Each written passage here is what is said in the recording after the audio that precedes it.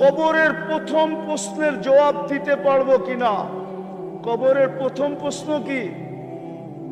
আরে বলেন না, আরো জোরে বলেন না। আপনি বলতেছেন এটা, ইমাম বুখারী রহমতুল্লাহ আলাইহি বলে না, ইমাম মুসলিম বলে না। আপনি বলতেছেন কবরের প্রথম প্রশ্ন মান রব্বুকা।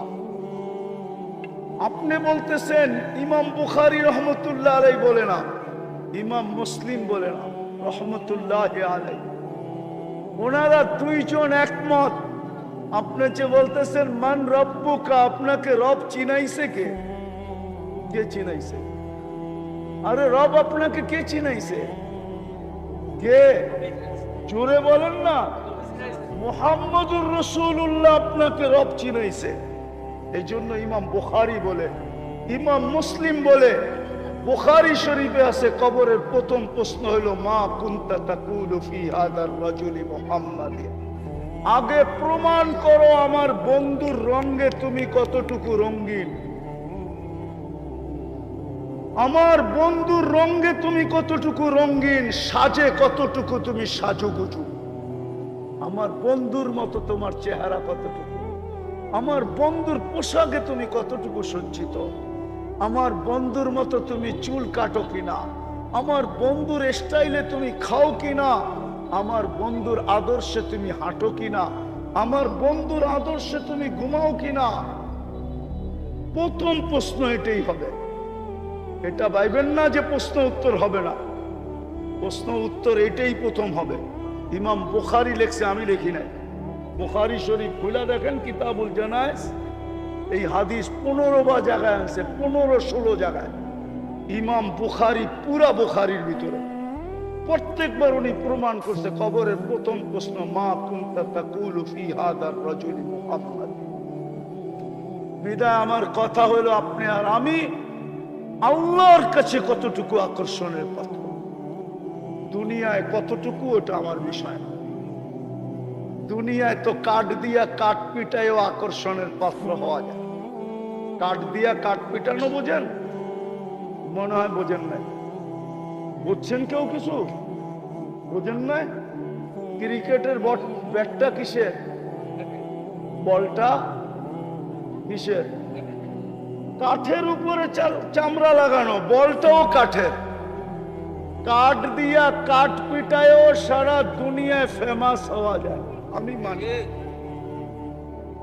আমি মানি, আমি অস্বীকার করি না, কিন্তু এটা আমার বিষয় না। আমার বিষয় তোমাকে যে যৌবন দিল যুবক, তুমি আল্লাহর কাছে ফেমাস কিনা এটা দেখো। পুরুষকে যে পুরুষত্ব দিল, নারীকে যে নারীত্ব দিল, টাকা আলাকে যে টাকা দিল, ওর না তো মার পেটের থেকে আসছিলাম মিসকিনা। আল্লাহ বলে কুনতা মিসকিনা, তুই মার পেটের থেকে অসহায় আসছিলি, মিসকিন আসছিলি, নিশ্চয় আসছিলি। ফালা লাকা সিন্নুন তাক্তা, দাঁত তোর ছিল না যে কাটবে। ওয়ালা লাকা লিসানুন তান্তিক, দিব্যা ছিল, বাকশক্তির কার্যকারিতা ছিল না। ওয়ালা লাকা উদুনুন তাসমা, কান ছিল, শ্রবণ শক্তির কার্যকারিতা ছিল না। ওয়ালা লাকা আইনুন তানদুর, চক্ষু ছিল, দৃষ্টি শক্তির কার্যকারিতা ছিল না। ওয়ালা লাকা আকলুন তুমাইয়িজ, মগজ ছিল, ভালো মন্দ বুঝার ক্ষমতা ছিল না। ওয়ালা লাকা কলবুন তাতাফাক্কার, দিল ছিল, চিন্তা কি জিনিস তুমি জানতে না। ওয়ালা লাকা ইয়াদুন তাফতিশ, হাত ছিল, ধরার ক্ষমতাই ছিল না কর্ম করতে কা। ওয়ালা লাকা রিজলুন তামশি, পাও ছিল, চলার ক্ষমতা ছিল না। কুনতা সাগীরা, বড় ছোট ছিলা। কুনতা দাঈফা, বড় দুর্বল ছিলা। কুনতা জাহিলা, বড় অজ্ঞ ছিলা। ফামান আগনাকা, তোকে স্বয়ং সম্পূর্ণ কে করলো?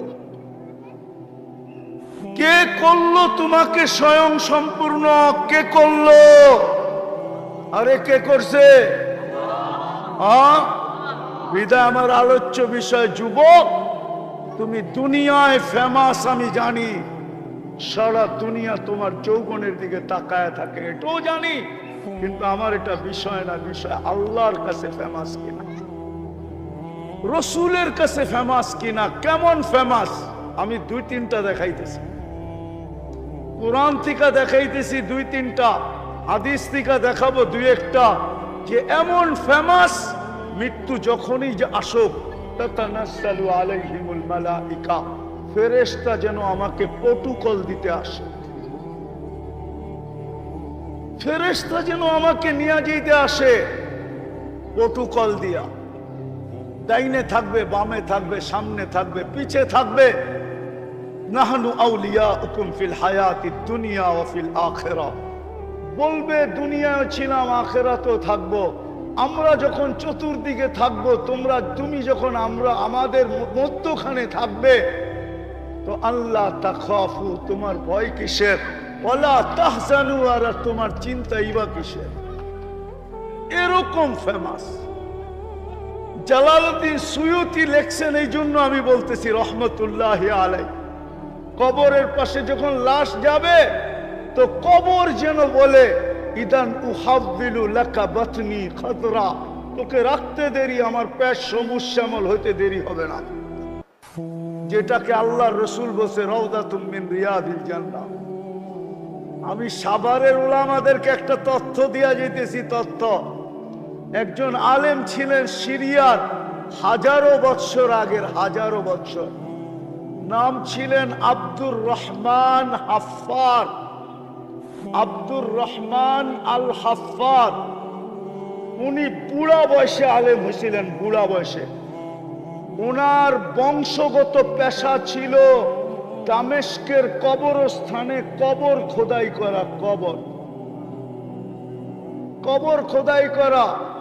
উনি যখন মাদ্রাসায় পড়তে গেছেন তখন বুড়া বয়সে, ওনাকে মাদ্রাসাওয়ালারা জিজ্ঞাসা করছে, জামিয়া দামেস্ক জিজ্ঞাসা করছে, তোর ভিতরে তো নাই কিছু, তুই পড়বি কি?